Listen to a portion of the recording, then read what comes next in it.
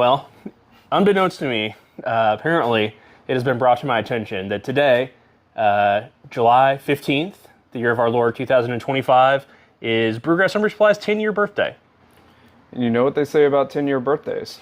No, I don't. It only happened once. That's true. That is very true. Yeah, I actually totally forgot. I knew it was coming up, but I didn't remember that today was that day. So, yeah, me and David are here at the shop. We just wanted to jump on quickly with you guys and say thank you, I guess, for 10 years in this place. I think a good way to celebrate is just to drink a beer. I can't really think of anything more special. You know, special big birthday parties are for like little girls named Sally. Around here, we'll just enjoy a nice beverage. And man, what were you doing in 2015? I was in college. You fucker. Not making beer. But over the last 10 years, I gotta say, there's been so many faces and continue seeing new faces every day. I really appreciate all the energy around homebrewing, people just getting started, people that have been passionate and loyal over the years. It's great to see familiar faces around this. Yeah, I agree. Yeah, it's been a weird 10 years in homebrewing and in beer in general. I think a lot of you guys out there watching, like, you see all these YouTube videos about, is homebrew dying? And stuff like that. I kind of feel like you remember that scene in Forrest Gump where, like, Forrest and Lieutenant Dan are, like, out there fishing because they're too dumb to come in because the storm is coming. And, like, the storm takes out all the other boats. And, like, they start raking in all the shrimp. That's kind of where I feel like we are in 2025. We've been doing pretty good around here, thanks to you guys. Yeah, homebrew shops are closing up all over. The other one in Louisville just closed. Shout outs to Dina. Way back in the day, that's where I got my first homebrew kit, was at that place out on Westport Road. Winemakers and beer makers. I think the one in Bloomington just closed. I know one they're closing everywhere. So we do appreciate you guys keeping us busy around here, although we do feel kind of like we don't really deserve the business. But, you know, we're here. We're holding it down.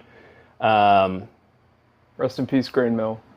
Yeah, rest in peace, Grain Mill. The new one's doing pretty good. Hopefully it's like an upgraded replacement for that. But yeah, we've seen like the freaking 2015 was kind of like the peak of craft beer. It was like, that's when everything was like popping off. That's when the hazies were kind of coming around, fruity IPAs. That's when people were starting to make those really good fruity lagers. You remember? It's like, that's a thing. It's my favorite. There's an article written in our local newspaper about, it was a weird article. Maybe we'll link it. No, we probably won't. And then like the small resurgence of like sours and lagers, and then freaking COVID. That whole period, and then that was the lead to like the mead boom. All of you mead makers out there, shout out. And kind of to where we are today, when it kind of seems like it's been certainly a growth of like some winemakers around here recently. So all the new winemakers out there, we try to learn more about wine every week. We'll continue to keep doing that. But it seems like a lot of people are kind of getting back to basics brewing these days. A lot of people who are like, yeah, I haven't brewed for 3 or 4 years, wanted to come in and do a batch, or people who have brewed on their stovetop and kind of decide they want to start going up to like 5, 10, 15 gallon, maybe an electric system. We've seen a lot of that lately. So all that is to say, like, State of Homebrew, at least at Brewgrass Homebrew Supply, is strong. And all of you guys out there talking otherwise, just remember why we're all in the game. It's for the love of good beer and for hanging out. You want to do a little mini shop tour? Yeah, we can do a quick walkthrough. There's been an improvement or two over 10 years. I'm not going to say that it looks great around here, but like for the past year or couple years, you guys have been coming in. We've always had, you can just pull up a whole tripod if you want. It might be easier. That seems interesting. And then like, so this was a while back. We ripped out this whole area, built in all this. We're still figuring out exactly. We'll walk through our wine area too. All of our books. Nobody buys books anymore. It's all online, which I guess makes sense. But I will still say the Charlie Papazian Joy of Homebrewing book is the best. We got our little wine corridor here. If you guys are new customers of Brewgrass that are interested in doing wine, we try to keep the full selection of those, like Island Mist, Vintner's Best, and then the full line, more or less, from Wine Expert in stock. So any of those that you guys want or are interested in that we might not have, let us know. We could do full pallet orders of juice. If there's nothing you guys out in the Louisville market that want to do that, just let us know if we can fill up a pallet. That's usually the main thing that prohibits us. Here's like the broader view of our filming area. That's what that looks like right now. Still pretty crazy because we're kind of in the transition of moving everything over to our, I won't say new studio space. I'll say space in planning or in destruction. We've got our grain section back here. Shout out to all of our new. I think we've discovered that they're primarily from Ethiopia. A bunch of new people have been coming in here making what we think is called siwa. Siwa. Allegedly, it's some kind of an Ethiopian like celebratory wedding wine, and it's made out of caramel crystal malt. So we can't keep that stuff in stock here lately. If any of you guys know what that is, please leave us a link or a better description down below, because we're trying desperately to figure it out. Malt sugars. When's the last time anybody built a mash tun? That's definitely a trend that has gone out of favor. Good old-fashioned hops. We try to keep all that stuff in. People ask why aren't they refrigerated sometimes. It's because they flush all those bags out with nitrogen. We keep it fairly cool in here, even during the hottest times of the year.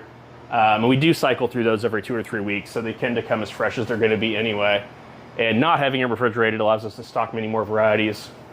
All of you quote-unquote home lawnmower fuel makers have been buying us out of wood chips lately, which has been nice. We got our new heavy-duty industrial shelves here for wine chemicals. So again, for you wine folks or for people who are doing weird stuff with beer, let us know what kind of weird stuff you want us to put on there. And our new yeast fridge is finally up and running.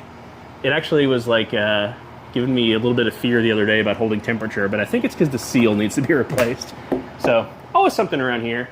And then our big construction project lately was ripping at this whole back area, and we installed our new shelves over here to basically kind of give us a lot more just kind of flex space. So we're going to put a lot more kegging stuff, kegerator stuff. That's been one of the interesting trends lately too, I would say, is the amount of people coming in. Like, I don't know, 1 out of every 5 calls we get is people asking about, hey, do you guys have CO2 for my kegerator? So if you guys are into doing home kegerator stuff, it's an awesome thing to do. Let us know what kind of stuff you guys want us to get in stock, and this will be our storage area for all of that. You want to go look at the chaos space? I don't know. I don't even know what it looks like over there. There's going to be a lot of empty beer cans, I can tell you that much. If you guys have never been out back here, this is technically not ours. This technically belongs to the landlord, but nice little sunny area. Oh, we have some prickly pears coming in. Do a little prickly pear gosa or something like that.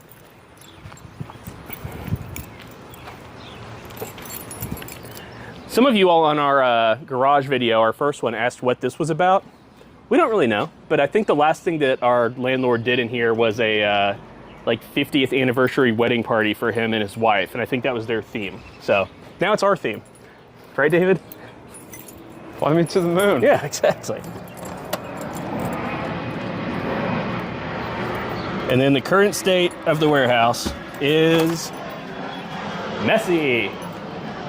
And hot. And hot. Yeah, we have an AC coming, but our AC went out at home. So as soon as that's fixed tomorrow, hopefully, the AC comes back over here. But yeah, David and me put up these shelves. That's been doing great for holding all of our storage stuff. All sorts of random stuff around here. This is going to be the brewing area. We've told you guys about that before. I think I've got the plan for the plumbing all figured out. So we're going to have to basically drill a giant hole through this concrete. It's going to be the main thing to do there, to tie into the existing drain lines and to bring the supply over. A little bit of degradation and stuff like that. But the first project I think we're going to work on is our podcasting room. So not too much different in here than last time, other than that it's a lot more chaotic. We're going to do kind of a faux stone sound deadening, primarily finish on here. And then move all the camera equipment and the stuff that you guys saw on the set where we started over to this side. And then really try to capitalize on where we think is a really good opportunity in the market right now, which is kind of bringing more people back into the homebrew fold. Like I remember back in the day when I would sit at work, when I had like a job, like an office job, and I would just watch those brewing TV videos. It was a lifeline. And at least in my opinion, the state of craft beer right now is that it's a really good opportunity for people to find like a fun passion project that they can make and call their own. If people aren't drinking beer as much right now, I think it's probably because we have failed to make them as excited about it as we were back in the days of 2000 to 2015. So that's the mission for our next 10 years around here, and our kind of primary focus on this space to bring that into fruition. But again, none of it would be possible without you guys, and David and Alex and my dad. Thank you guys, and Ryan, and my sister. So thanks to all the people who have helped out around here over the years. We appreciate you as well. Any other wise words to add? No? No. All right. No. Cheers, guys. Brew something awesome.